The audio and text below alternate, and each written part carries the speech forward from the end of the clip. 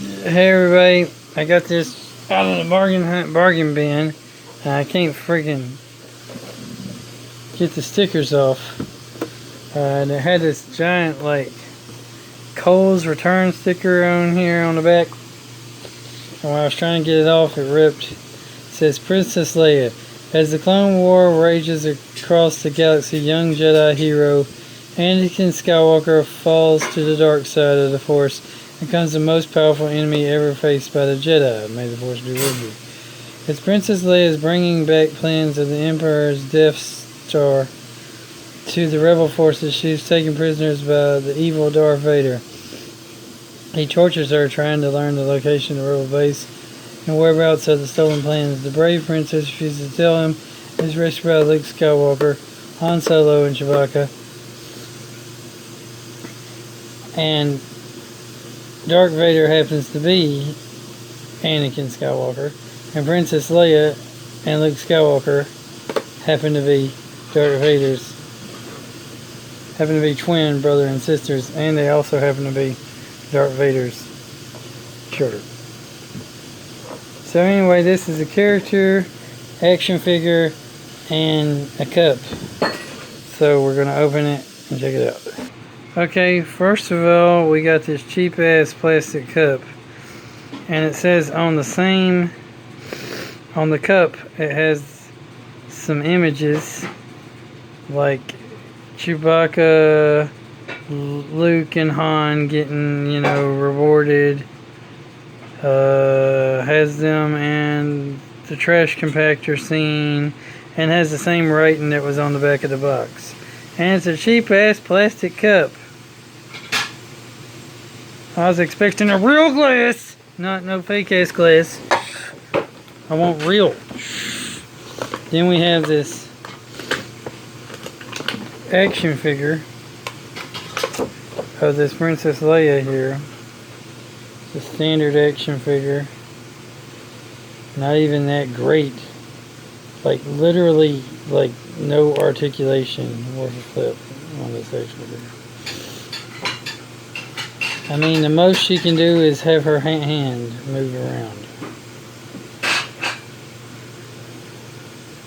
This was completely done as a cash grab, cheaply.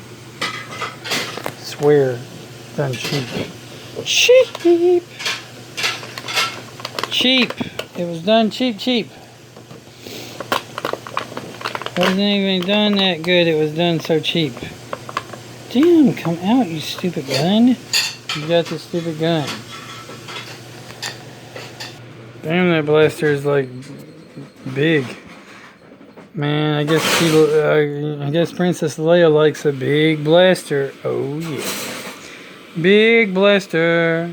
And that's the figure. And she fit in the cup. And that's it.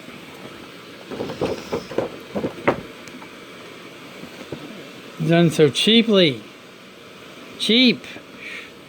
Not even done good. It was done cheap. They probably tried to sell this thing for like $20+. But it was done cheap. I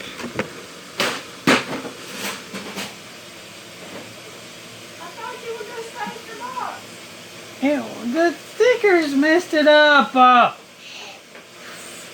You get the stickers off right. One right here. Yeah, the back one.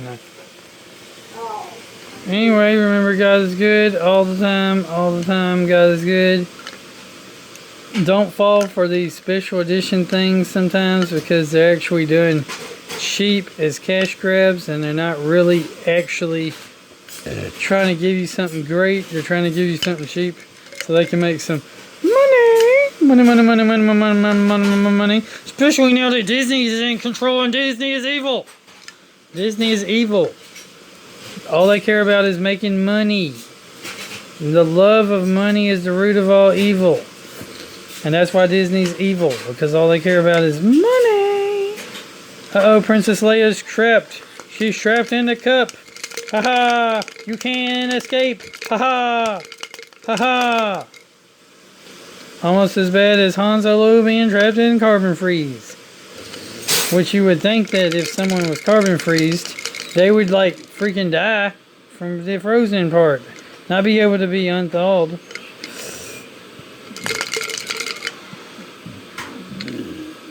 Let me out of here! I'm a princess! You ain't no real princess. Not technically, because technically they elect the Queen of Naboo and stuff. And also technically you were adopted by like that senator dude who happened to not really even be a king. He happened to be like a president. So why the fuck is she called a princess anyway? Just because her mom was a queen of Naboo, her biological mom. Her dad happens to be Anakin Skywalker / Darth Vader. Neither one of them, he wasn't a prince. She wasn't a princess. She was technically a president, elected, and she died in childbirth, so she was no longer president once you die. So that defeats the purpose. And if she's a princess, why the fuck is her brother Luke Skywalker not a prince? See, she ain't no princess. She might be elected a princess. She's more like a duchess, because her adopted dad was a duke or something. But really, she's just a child of she's not even the princess of Alderaan. She's just the adopted daughter of like the leader of Alderaan, which committed treason against the daggum Empire by being part of the Rebel Alliance. So, on the plus side, the Death Star and the Empire was right by blowing up Alderaan, because it was evil. They committed treason. It's treason! Yeah, so take that, you people who think the good side was really the light side. The good side was really the Empire! They kept the galaxy intact and straight. And you know the Empire couldn't have been bad because they was pro 2A. Everybody in the Star Wars universe had freaking guns. They wasn't freaking trying to take the people's guns away. The Empire couldn't have been that evil because they weren't trying to take the guns away.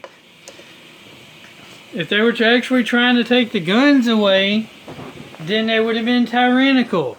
But no, everybody in the Star Wars universe had guns. Star Wars universe was so libertarian it ain't even funny. So much organized crime was going on that there was no way the Empire could even stop all the crime if they wanted to. With all the different bounty hunters and space pirates and smugglers and all that junk going on. I mean, shoot, our hero of the story is Han Solo. He's a rogue scoundrel and a defector from the Empire. How the heck can he be a freaking good guy? Just saying. I'm just going to throw that out there. The hero is literally a bad guy. He's a rogue, a scoundrel, a pirate, a smuggler, a freaking gambler that cheats at cards, and all kinds of other bad things.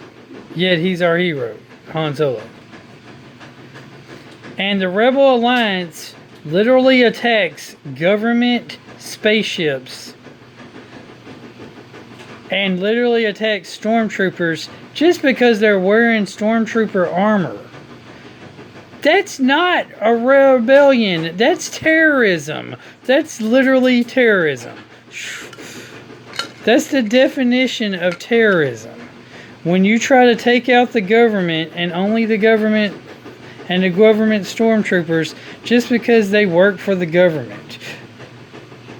That's not rebellion. That's terrorism. Our whole entire good guy force is a bunch of freaking terrorists. For lack of a better word, they're terrorists. They attack government vessels. Government vessels from the military-industrial complex of the Empire. Do you not know that the military-industrial complex keeps... You know how many civilian contractors that the military-industrial complex actually hires? The Death Star and Star Destroyers and stuff that were being built and tested with probably freaking had more civilians on board than they actually had freaking things. Because if we're going to go by let's just go by Star Trek logic here and say, if you're going to be on a giant spaceship, right?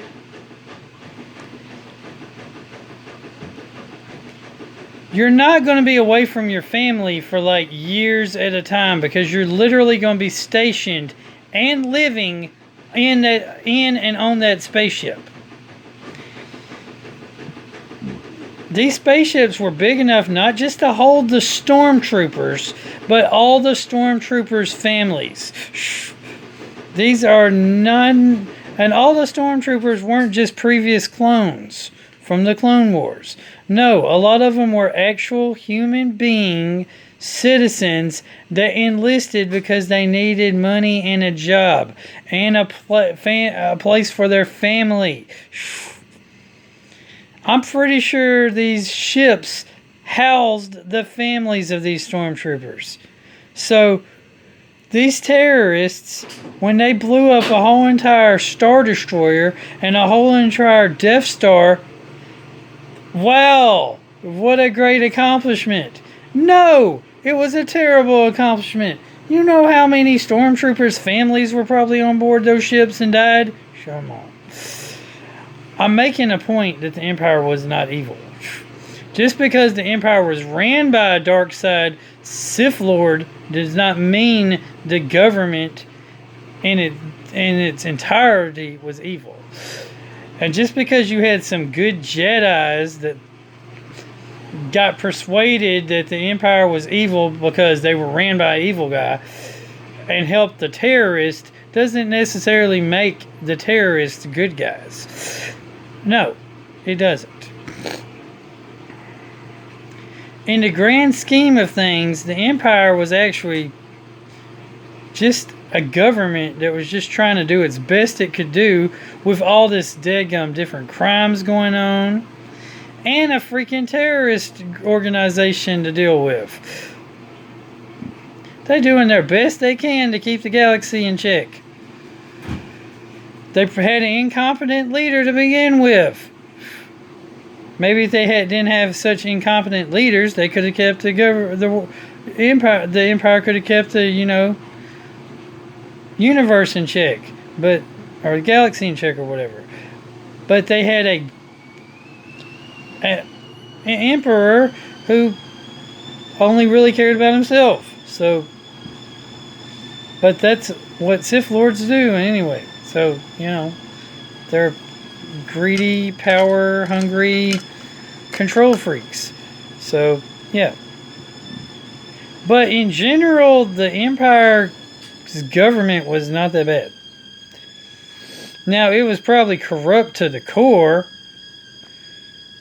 but that's beside the point. I mean, all governments are corrupt to the core. They had to deal with terrorists. They had to deal with space pirates. They had to deal with smugglers. They had to deal with all kinds of stuff.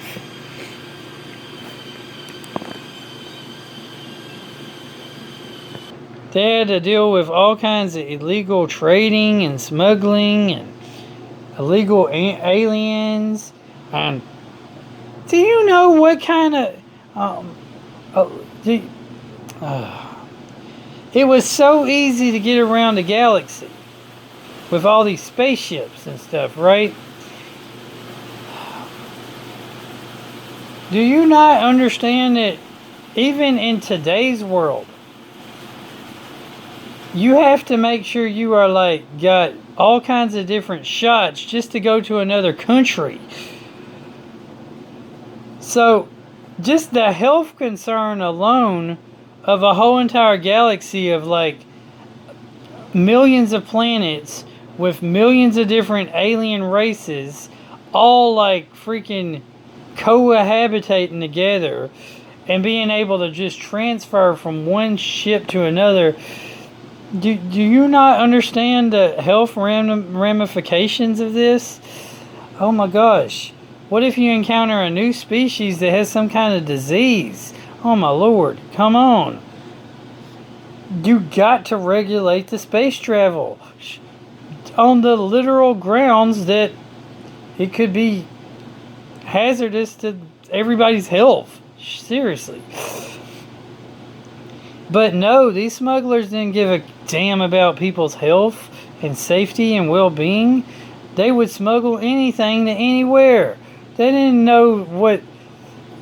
Just because something grows on this planet over here and is good for the animals of this planet, or this animal on this animal lives in this habitat,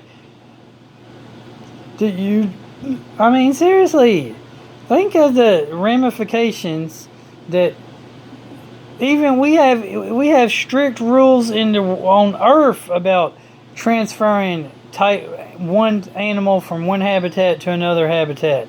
Well, these smugglers would do that with all kinds of like space animals and shit. It's harmful to the animals. It's harmful to the people. You don't even know what's going to happen. Come on now. There were rules in place, and the smugglers didn't give a damn about the damn rules because all they cared about was money.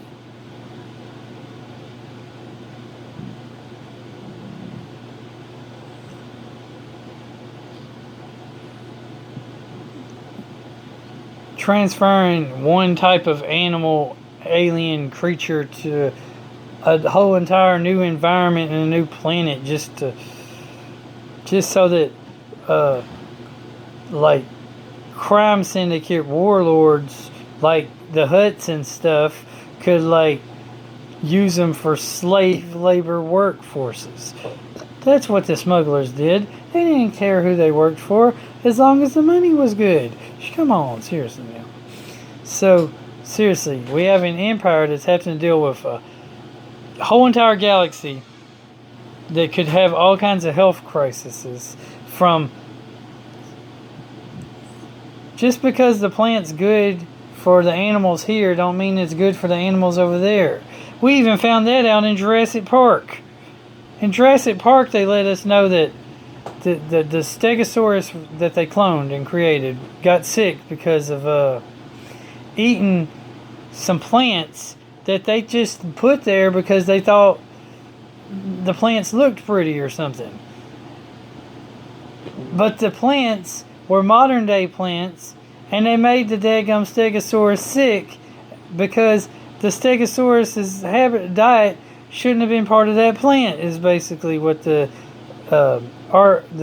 animal veterinarian archaeologist dinosaur expert lady said. Well, put this on a grander scale of a galaxy that has every planet is populated. There's even space worms on freaking asteroids, and then there's somehow, for some reason, there's like flying bat creatures that even live inside these space worms. Seriously, it's a planet full of life. It's a galaxy full of life literally everywhere. And the different life lives in different habitats with different diseases and different immunities to different diseases. And you have literally an empire that's just trying to regulate that stuff. And then they're also having to deal with the terrorism and all kinds of illegal immigration and various different FDA type stuff from the Food and Drug Administration and the Health Department and labor disputes and unfair labor stuff that's going on all over the galaxy with all these different slave trades and different things. They just had a lot to deal with. Okay, I'm just saying. They had so much to deal with, and they're supposed to be the bad guys. They're doing the best they can, and for the most part, they did a pretty good job. Anyway, remember, God is good all the time. All the time, God is good. Keep on gaming, keep on collecting, and y'all probably stopped watching this after I started going on my Star Wars rant about how the Empire couldn't have been that bad. Just because the leader is corrupt doesn't make the country and government corrupt. Just because some of the actual heroes are good doesn't make the cause good, is what I was basically getting at. The rebellion cause was not necessarily good. Just because Luke Skywalker was a pretty good guy doesn't make the whole entire cause just or good.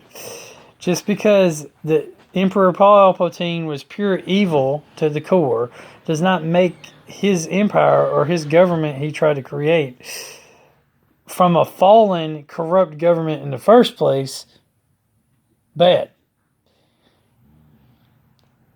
Actually, all he did was really make it easier for the government to get things accomplished. See, because he dissolved the Senate, he took over the former government. The former government had all these planet states, right? And all these different planet states had senators.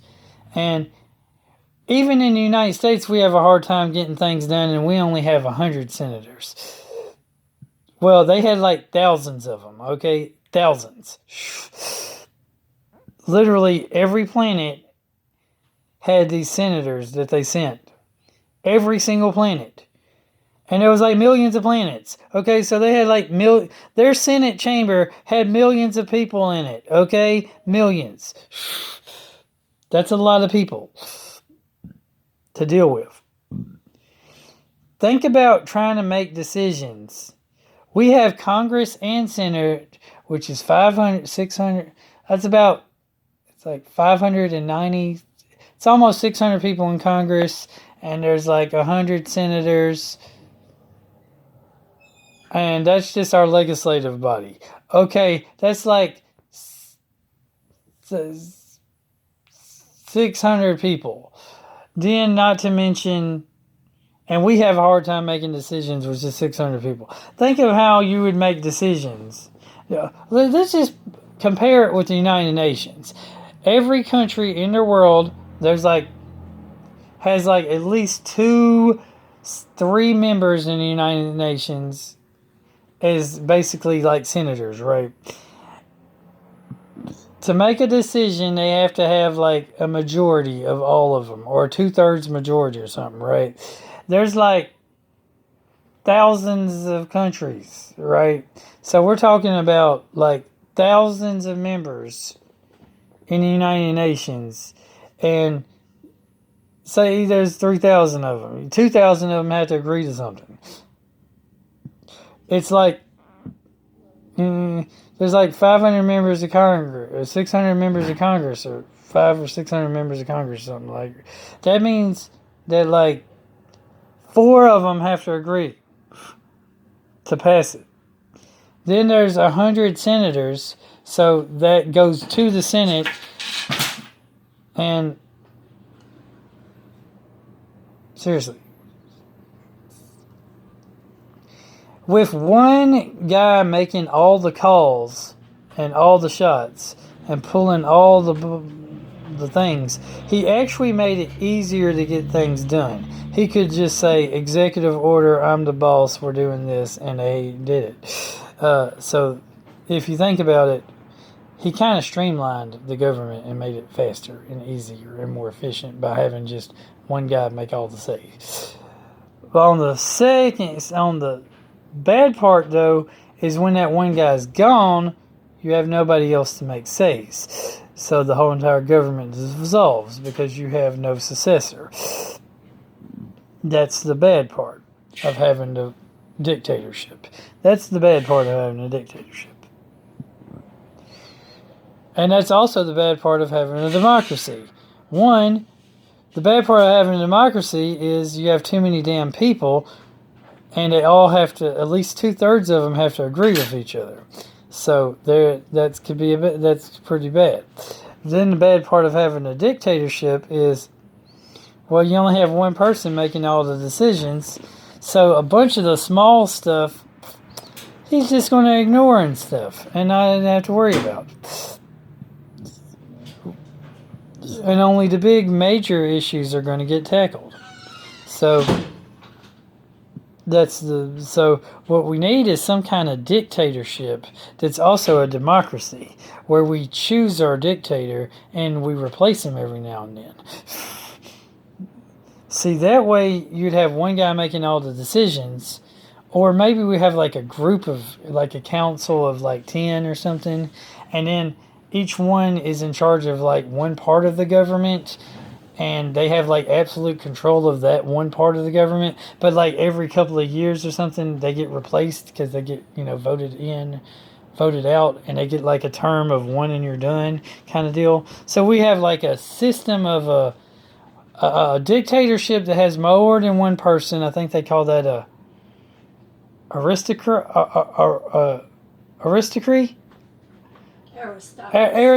We need an aristocracy of like about 10 people, and each one's in charge of like 10 different major areas of the government. But like every 2 years or so, all 10 of them get replaced, but not at the same time. Like they get because we don't even replace Congress that way. We do vote every 2 years to replace Congress, but we only replace a third of Congress every 2 years. So if we had like these 10 guys, like every 2 years, or we could like do 3, 3, 4, every 2 years, something like that. That way we're always getting new people, but we're not, completely getting the same. We're not literally getting everybody at the same time. See, then you have one person with absolute power, but he only has that absolute power for like 2 years. So we're like, absolute power corrupts absolutely, right? But it doesn't corrupt absolutely, because you only got that power for 2 years, and you also know that everything you've done for that 2 years, somebody's going to have been scrutinizing you, criticizing you, or saying you did a good job. But you're going to do something somebody doesn't like, so you got to think about that, because you got to live with all those consequences for the whole entire rest of your life, because you never get to run for office again, ever. I mean, seriously, there's no other office you get. You get that one, you get it 2 years, and you now have to live with being a nobody for the rest of your life.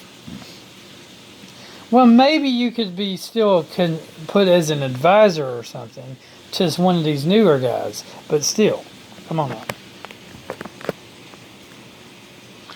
On the plus side, you could keep running until you won.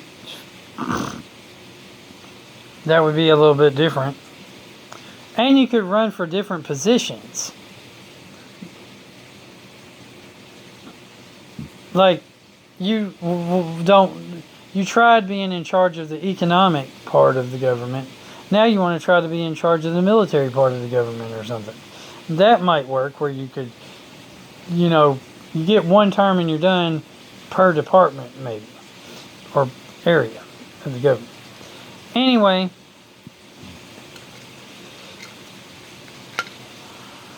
now I'm just ranting about random rant. It's a random rant. I didn't know it was going to rant that long.